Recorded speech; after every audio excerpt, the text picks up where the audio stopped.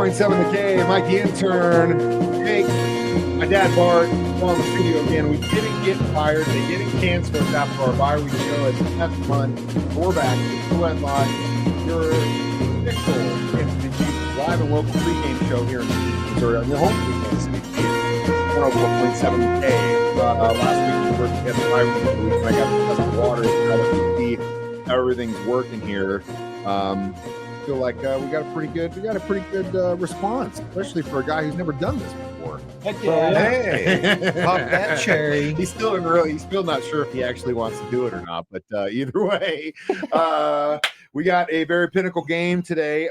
Before we get into the breakdown of what the Chiefs are looking at, what they're facing, how big this game is for really the team and really the Broncos too. I mean, it obviously going into the bye week wasn't the best situation. Really thought we left some money on the table for that Bills game. I think we both all kind of agreed on that. But as you look, especially with you look at that Dolphins Bills game, that I don't think any one of us could have predicted. Mm-mm. You know, the league is wide open.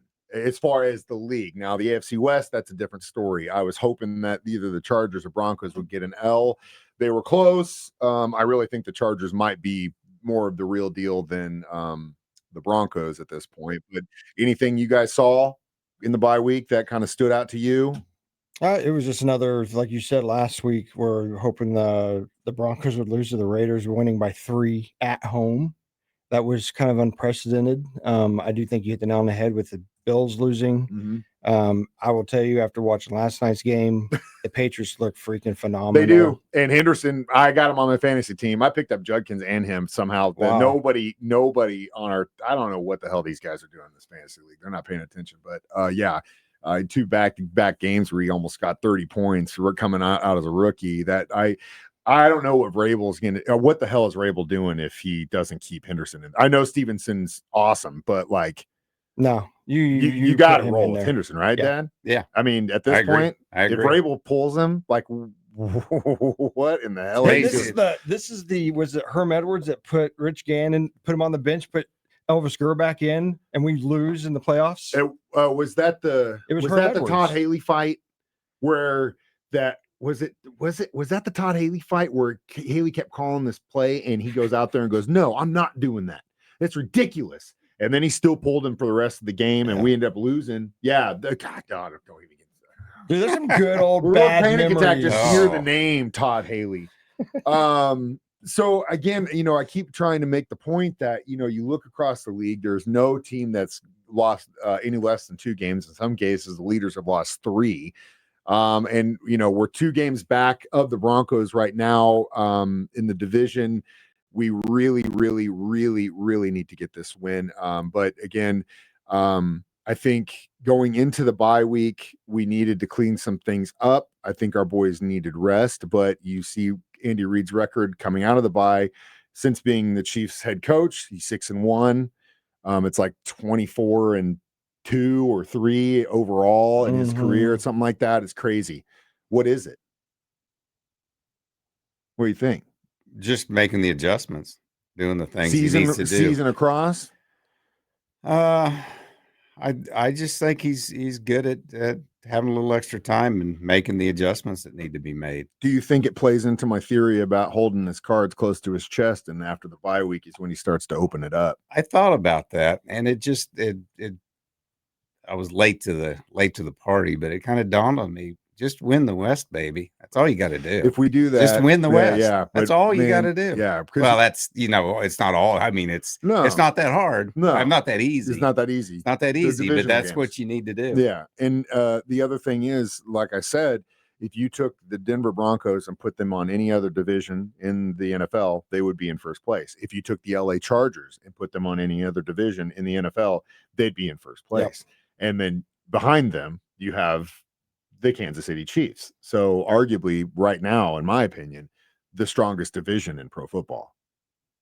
Oh, 100%. Tell me another. I agree with you. You know what I mean? I mean, I know we're homers here, and we're always going to be subjective for the Chiefs because that's just our team, and it is what it is. And if you don't like that, you shouldn't be listening because we're about to play the Chiefs game. So if you don't like the Chiefs, I don't know what to tell you. Next few hours, we're going to be doing a lot of talking about the Chiefs, but I know that is a homer thing for me to say, but looking across the board, what else is there? Maybe the NFC North, because you got Lions, Packers, Bears, that they're kind of coming on. Oh my. Yeah. NFC West, Seahawks, Rams, 49ers. And then really that's it, because in the East, you got the Patriots and Bills. That's really it. Dolphins and Jets are done. The North is basically a wash at this point because your leader is 5-4. Right. So, I mean, other than the Browns and the Bengals still could come back with Burrow. If Burrow comes back and wins out, that they could possibly be a wild card. That'd be a total Bengal thing to do. Oh, too. hell yeah. No And lose in the doubt. first round all day. Colts are probably going to run away with the South. 100%. That's something else we're going to talk about today. But before we get into this game, again, you are listening to The Red Lot on your home for the Kansas City Chiefs. It's 104.7.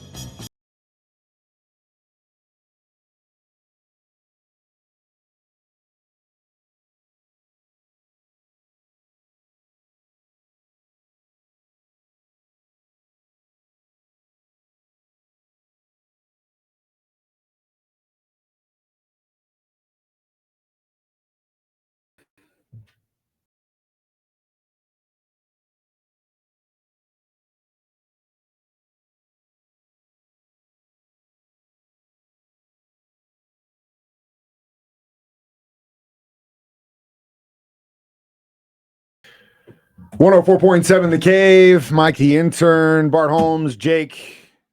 We are the known as. Okay, so honestly, before probably I'd say week 6, week 7, I would have told you that Buffalo Bills game was probably the most important game, at least in the next few weeks. I was wrong. It is this game because it's going to tell us two things.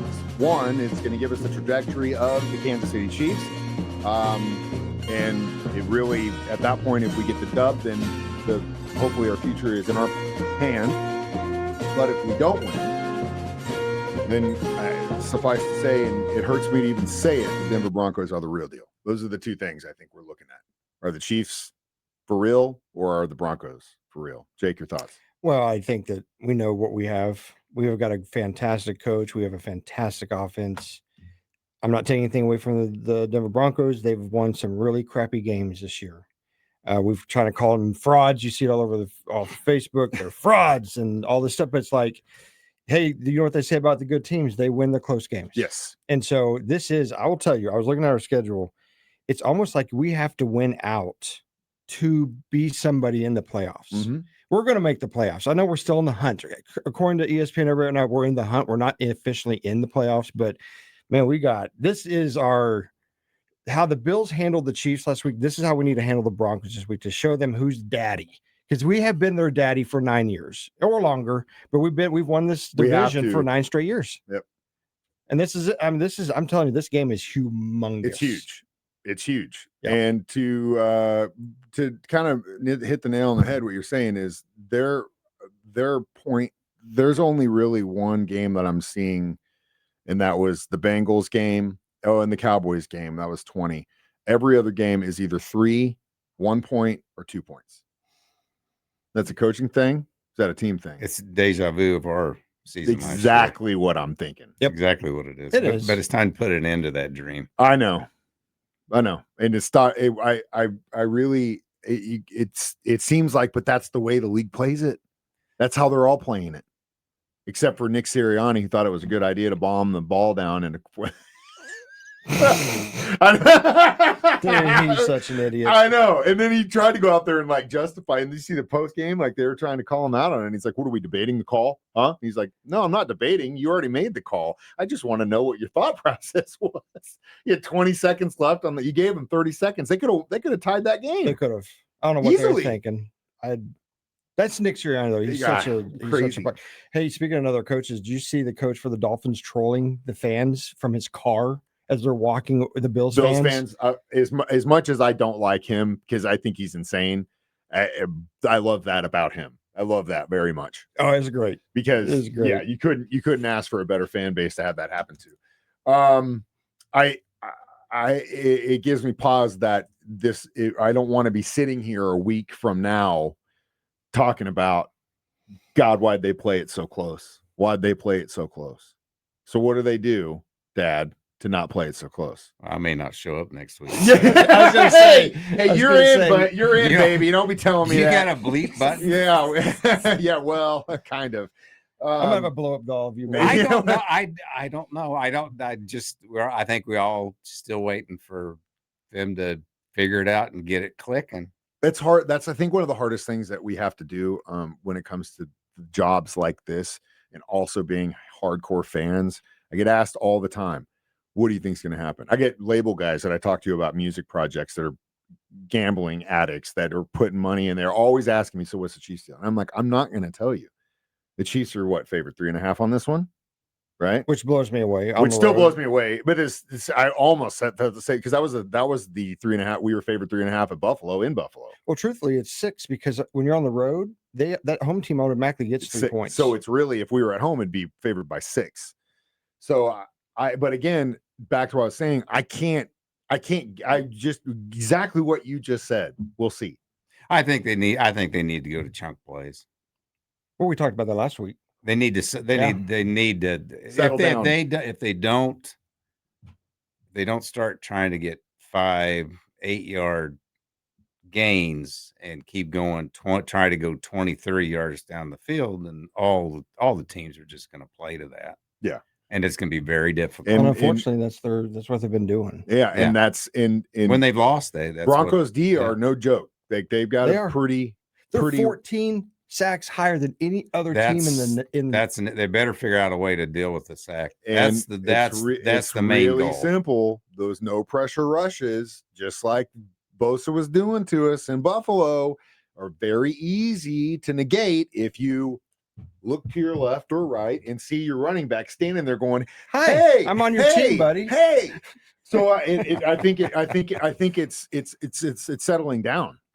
Because as great as 15 is, and I know that we all love him, that's, I think, one of his biggest weaknesses is he's so competitive. It just becomes you almost sense like he feels like he needs to force instead of resist. You know, it's like when you're trying to hook up with a chick, they always say rock, resist, rock, resist, rock. And then don't call her back for 3 days. Rock, resist. So he does. I don't feel like there's some times where you know what I mean? When things don't start going right, I feel like someone needs to get in his head and say, settle down, find your happy place, Happy. Go to the mini golf course with the girl with your wife in a negligee. Small little guys walking around, throwing footballs to each other. Go to your happy place. It's probably a State Farm commercial, honestly. That's probably his happy place. Him and Jake from State Farm. Probably so. What other things? I mean, consistency. I feel like this is also a chance for the D to step up and go after Bo a little bit. What do you think? Sure. I think I don't have any. I don't have any problems with their defense. He will bend, and then finally he'll adjust and make the adjustments that need to be done to stop him. But I think we're not a sack happy team, unfortunately. No, And No. the I quarterback. think that's by design, though. Do you really think so? Yeah, because you can kind of feel. I feel more in tune with watching Spag's scheme evolve throughout the game and the adjustments that he either does or can't make or whatever that is. Obviously, you can see if a D lineman's having success with no rush pressures and just getting through, how that then alleviates some of what the other guys can do. But if that's not happening, then he's not going to just start. He does a really good. Spagnuolo rocks and resists sometimes. So I get that. I think also we've just played a lot of teams with a lot of really good scrambling quarterbacks, other than Goff in Detroit and poor soul in Vegas, Gino. I mean, most of those guys, Mariota was out constantly. Josh Allen's out constantly. Yeah. The pretty boy from Jacksonville, I can't think of his name right Trevor now. Trevor Lawrence. Lawrence out constantly. Lamar Jackson. So you see what I'm saying? Like literally almost, and then Hunt in Philadelphia. Those are all scrambling quarterbacks. And Bo Nix is also a scrambling quarterback who happens to be coached by what they call the quarterback whisperer, which I think they give. It's like Pete Carroll and Sean Payton. I think the league everyone gives those guys too much credit. I agree. I with don't that. think they're. I mean, Drew Brees was great. I don't think Pete Carroll could have coached Drew Brees to Todd Haley may have been able to coach Drew Brees to a championship. Yeah. I really don't think. I think everyone gives Peyton and Carroll way too much credit than they deserve. But then again, it is a league, and who the hell knows? So when we come back, we're going to talk about some of the injury reports that we've seen going into this game, who we think's playing, who's not playing. You're listening to the Red Lot on your home for the Kansas City Chiefs. It's 104.7 The K.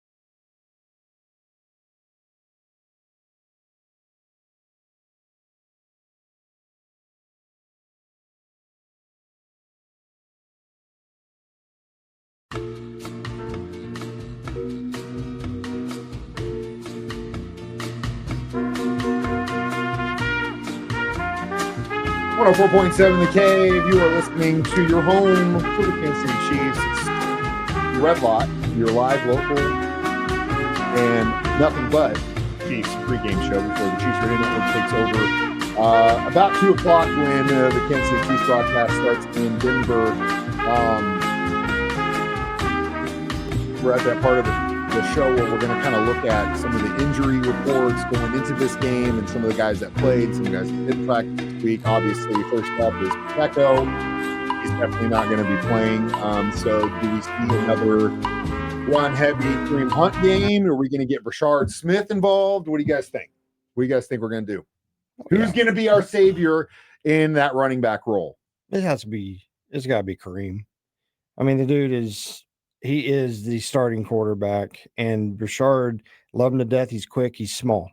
He's just, And so, Kareem does a really good job, and I do think we need a heavy load of that. You got to get the guys that we already know they're going to stack the box. We already know they're going to rush the heck out of Mahomes. So they're going to be there ready to stop Kareem, and that's where you come in with your dump passes. But back to the running game, I think 60-40 Kareem. Yeah, I agree with that 100%. I think it's got to be a combo, but I think, 60-40, somewhere in there. One thing I am curious about is the lack of seeing Elijah Mitchell, right? Yeah, I don't know what I mean? Yep. Like they've been leaning on Brashard, which is good. He's got the talent, but we went for Elijah, right? He did great in San Francisco. And we haven't utilized him. No. Is it because he doesn't fit into the scheme? I mean, you would think. Well, there comes your 2 weeks preparation time. That could be it too. Playing with all that and figuring out what works best. Yeah. Other than that, of course, there was news that Karlaftis wasn't practicing, but that was a thumb thing and it was limited, so he's definitely playing. But for the most part, other than Josh Simmons finally coming back to the fold, and we'll talk about that in a minute, the Chiefs look relatively healthy going into this. The Broncos, however, they're missing. They had some guys that didn't practice this week. That would be Jonah. Dobbins is definitely out with the foot. Nate Atkins, their tight end. Couple of D guys. Singleton, their inside linebacker.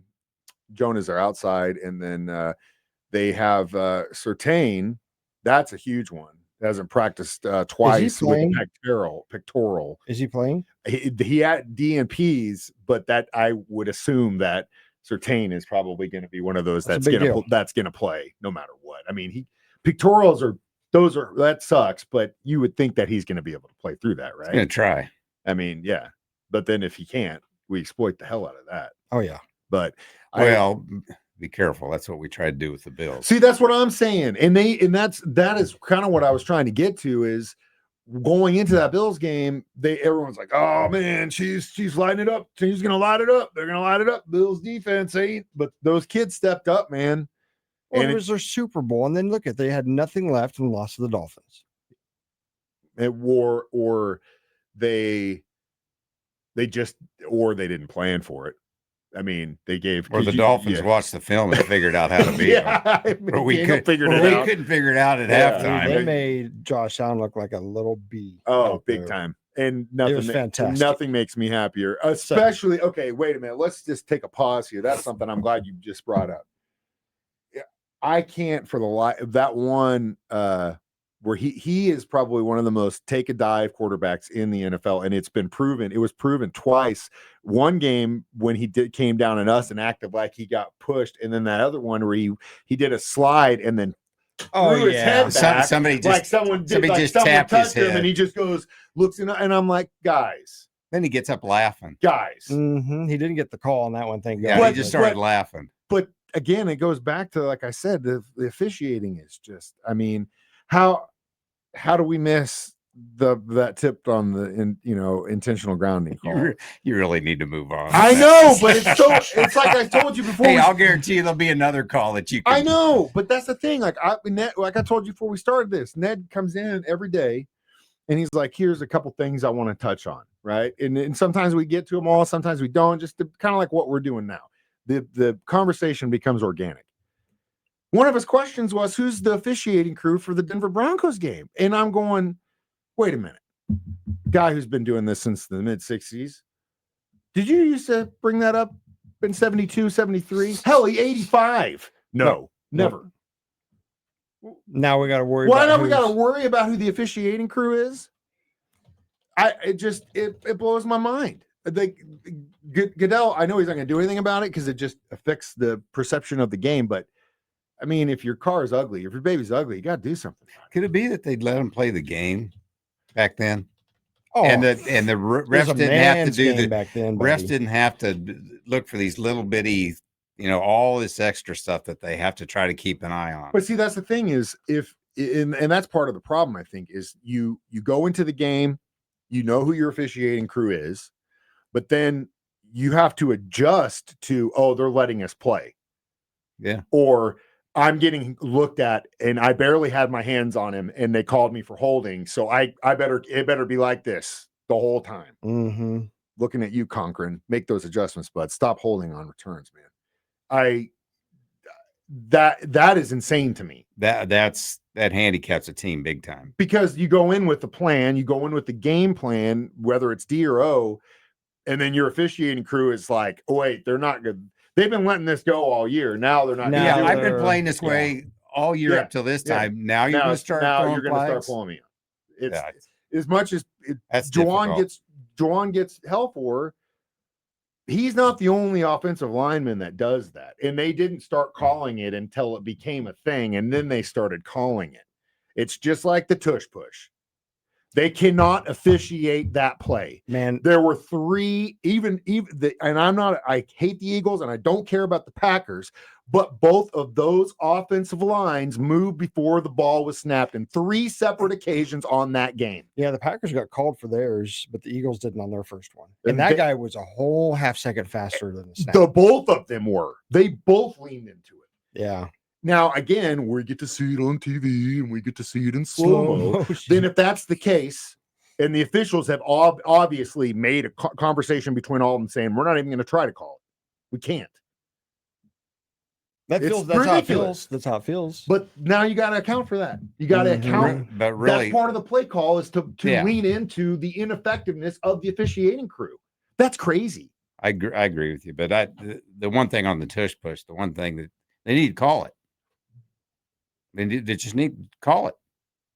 Get them to stop. But that's the thing is the officiating just crew, like you said, people play this way until they call it. Well, and the officiating crews have decided we can't adjudicate that, so we're not going to do it until they need to stop it, which is crazy. This will be the last year because then it's like, well, who really has the authority here? Is it the owners? No, they vote on coaches, or is it the officiating crew? Well, they will vote on it. Yeah. But in season, the officiating crew is the governing body in the National Football League. They're the ones that decide game to game, play to play, what's going on.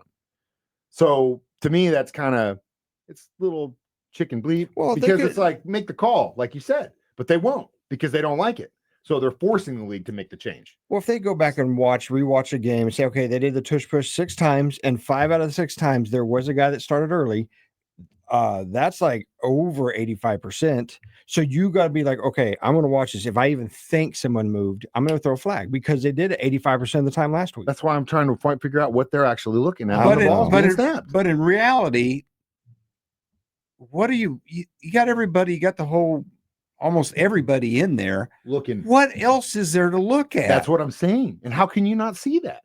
You got 6 guys. It's impossible. And women looking at that thing. Yeah. It's crazy.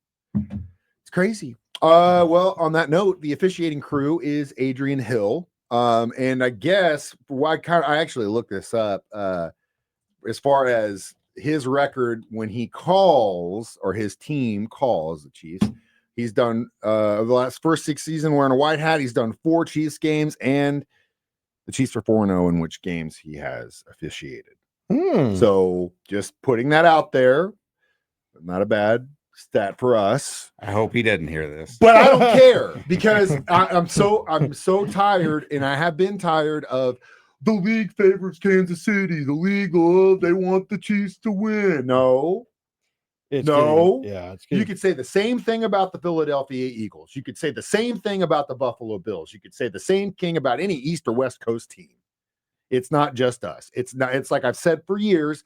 Since this run began and everyone started leaning into it, it's easier for the league to say, sometimes there is, just let them figure it out. And then for an actual really good NFL commissioner to come out and say, you know what? I've heard you. I've seen it. I've gone over it. We've done an internal investigation. I've thrown it all at the AI computer. And you know what we found out? You're right.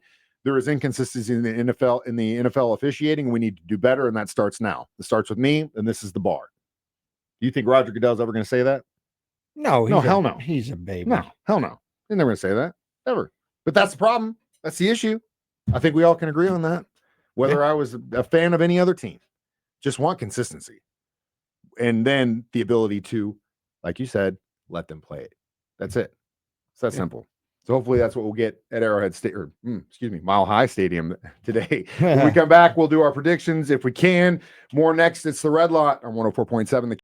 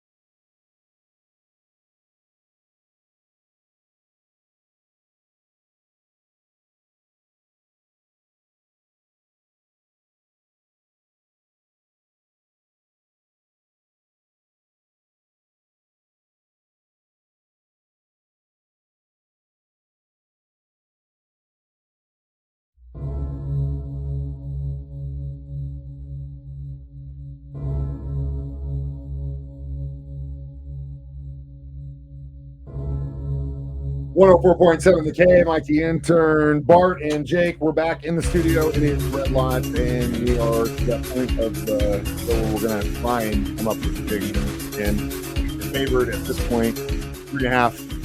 Oh, God. Put the in here. That is, yeah. I love it. We get popped for copyright infringement. You know what it was? It was a Bloodsport tune that I snuck in, but did not have a badass football show without Bloodsport. 3.5 Chiefs against the Broncos at home. I don't know. Would you take the points? I mean, if we win, it's going. I mean, that field goal. I don't know, man. I learned last year you do not bet the Chiefs don't cover. No. Well, they never covered. They didn't cover one time last year, so but this year they have several times. Yeah. So I think part to what you were saying, Dad. Back to what you were saying as far as we need to get them to stop that. I think they're trying to. I think actively trying to do that has also caused them not to settle down because they're afraid of being that close. But then that causes mistakes. What do you think? You take the points in this or what? No. No? I'll give them. Okay. It's a Chiefs show. I know. I mean, come on, man. Hey, I just making sure we're still on the same page. That's bad karma. That's bad karma. We're all going to pick the Chiefs to win. We have to, because if we don't, then we're going to be having a completely different show going forward. And it would really be sad that we started this thing halfway through the season and it becomes episode number 2. Memories of this day in the life of a Chiefs fan, which is something I used to do before we hired Andy Reid as our coach.